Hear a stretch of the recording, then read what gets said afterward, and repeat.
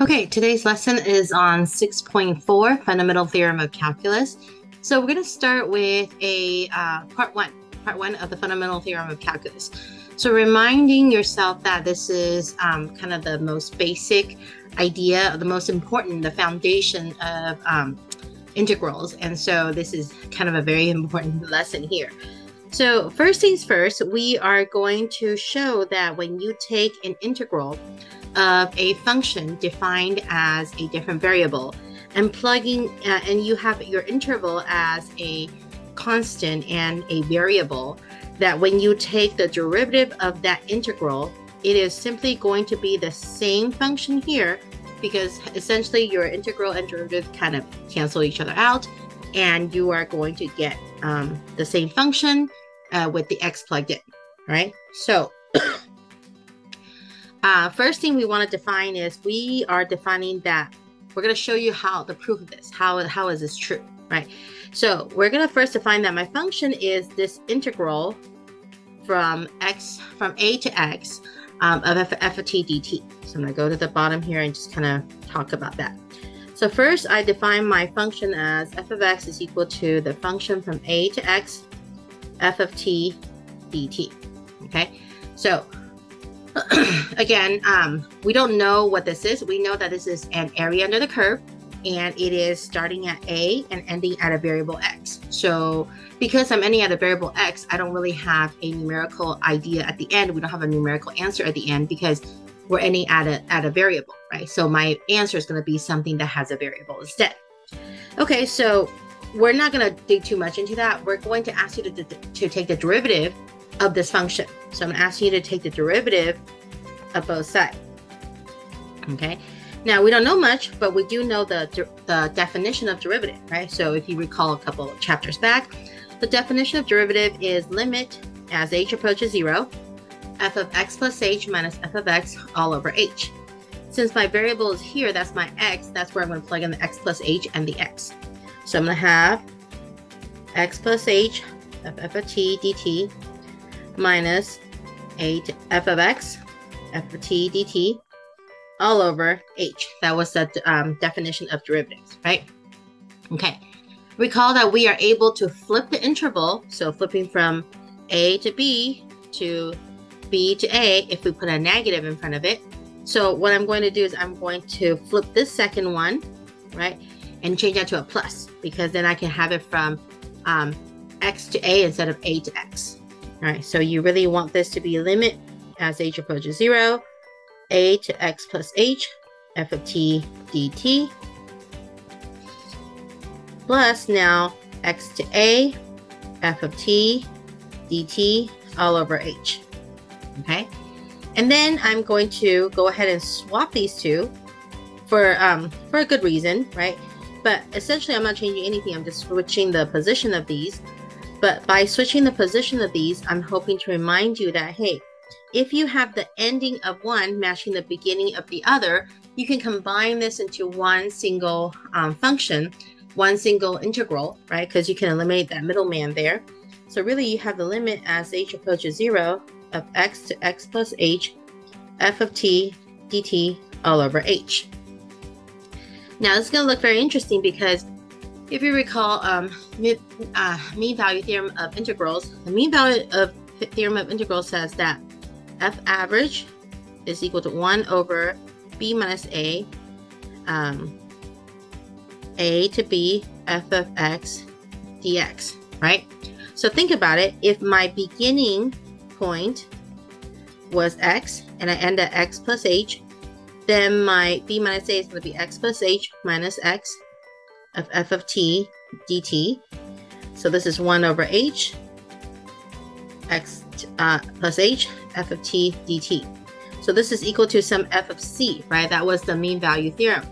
And essentially what that means is that you have this function where you have your x and your x plus h, and there's a c in here somewhere where this is your f of c, right? Now your f of c is going to be what is defined here. So this is really f of c. Now think about what this is doing. We're trying to take the derivative. So you're really trying to take derivative of this value right here, right? when we use that definition, we were trying to get an h that is a little bit far away to estimate the derivative at the point of x. So this is going to get as close to x as possible, essentially getting to f of x. That c is approaching f of x because it's trying to get the derivative at that point. Hence, this is equal to f of x, right? So this is the proof of why the derivative of this function is going to equal to f of x. Now, there is a quicker way, shorter way. Essentially, if you understood that, great. If you didn't, that's okay. Kind of sift through that a few more times. But there is a quicker way to look at this. Essentially, what is happening here is you're doing a chain. We're taking the derivative of an integral. So the integral and the derivative really kind of cancel each other out, leaving you with the same function, f of x. But don't forget, x has a derivative x prime. Same thing, you have f of a and then a prime. Right. So if that second one is not a constant, you're actually going to have a variable at the end. But if that second one is a constant, that derivative of constant is going to be 0. So the work to the following problems are going to be super quick, right? So we're taking the derivative of the integral, so they cancel each other out. You're plugging in the x in here, so you're really having cosine of x. And then the derivative of x is 1, right? Minus cosine of negative pi. What is the derivative of negative pi? 0. So really, what do you have? You have your answer to be cosine of x, because all these are going to go away. That's it. Again, keep in mind, if your first term, if your a term is a constant, it is always going to be 0 because the derivative of that is going to be 0. It's a constant, right? So same thing, you take the derivative of this, right? You basically plug this in, so you get cosine of x squared. Don't forget then, x squared has a derivative of 2x minus cosine of 1 times the derivative that is the derivative of constant is 0, so you multiply 0. So cleaning this up, I'll put the 2x in front, cosine of x squared, and that's it. All right, last one here, same idea. These will go away. This plugs in, so you get secant of 3x cubed plus 2x squared plus 1. Notice I saved some room because I'm reminding myself I need to take the derivative of this. Chain rule says take the derivative of that, so that gives you 9x squared plus 4x. You multiply that together, and that, don't forget, your negative 2 gives you a 0 for the derivative, so you don't need that second term, and you're done with this case. Okay. So we were defining the integral as the antiderivative. We also defined an integral in the previous lesson as the area under the curve. How do we combine those together? Well, if it is an integral, if it is an antiderivative that we can do, the part 2 of fundamental theory of calculus is really awesome. It allows us to figure out the area under the curve by taking the antiderivative. So that's why these become capital F's. So you take the antiderivative, and then you plug in the b, and then you plug in the a, and you subtract them. And that's how really, really smart people from ancient times realize that, wow, if you take the antiderivative and plug in the b and the a, you actually get the exact area under the curve. So we no longer need to use our summation or infinite many rectangles to do this. We can just go ahead and use the fundamental theorem calculus, and it's going to get us the area under the curve by taking the antiderivative. We're now combining the two concepts together. Antiderivative, area under the curve, boom, they're the same thing. So we're going to use FTC, fundamental theorem calculus, to help us find that. So for example, we're looking for the area between 0 to pi of sine x. Just a quick idea of that, what that looks like. This is sine x. 0 to pi is this piece right here. Okay, so of course, this is not geometric, so we can't use a semicircle to do this. So that's why we need calculus to help us. So we're going to take the antiderivative first. The antiderivative of sine x is negative cosine x, so negative cosine x. And then we got to evaluate, this is the notation, you've got to evaluate from 0 to pi. So you plug in the top first, negative cosine of pi minus negative cosine of 0.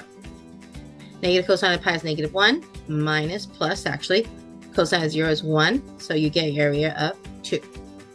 Keep in mind, if I were to ask you for the area between 0 to 2 pi, this area will be negative, and these will actually cancel each other out, and your answer is going to be 0. So 0 to 2 pi is going to be 0. If I ask you for the integral. If I ask you for the total area, you're going to get this area to be 2, and this area to be negative 2, but you're going to make this positive. Total area means that any negative area you're going to force to be positive. So if I ask you for the total area, you're going to give me the answer of 4. If I ask you for the integral from 0 to 2 pi, your answer is going to be 0. So watch out for the ask of the question. Okay? All right. Same thing next. We have x cubed plus 1. Again, just kind of taking a look at this picture, it's x cubed plus 1 looks something like this. We want it from -1 all the way to 3, so all the way out here actually, right? So 3 is out here, so that's my area all the way up there when it ends. So this is a bigger area, right? Again, not geometric, so you can't do this using geometry, so we use antiderivative to do this. So we get x to the 4th over 4 when you take the antiderivative plus x, e value -1 to 3. Okay.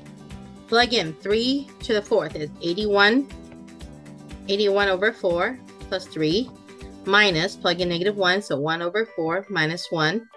So I get 80 minus 4 if I combine the fractions, and then 3 plus 1 is 4. I get 24 to be my final answer. It is not common that we're going to get such clean whole number answers. Basically, look at your antiderivative. You're going to get a lot of fractions from this point on. So it is more typical that we get a fraction answer. You're going to have to add fractions together. Okay. All right. We have this 9 minus x squared, square root of that. This we cannot take the antiderivative because we don't have a rule that allows us to do so. So be flexible and be able to recognize that, oh, this one, I need to take the geometry of this. This is still a semicircle, right, with a radius of 3.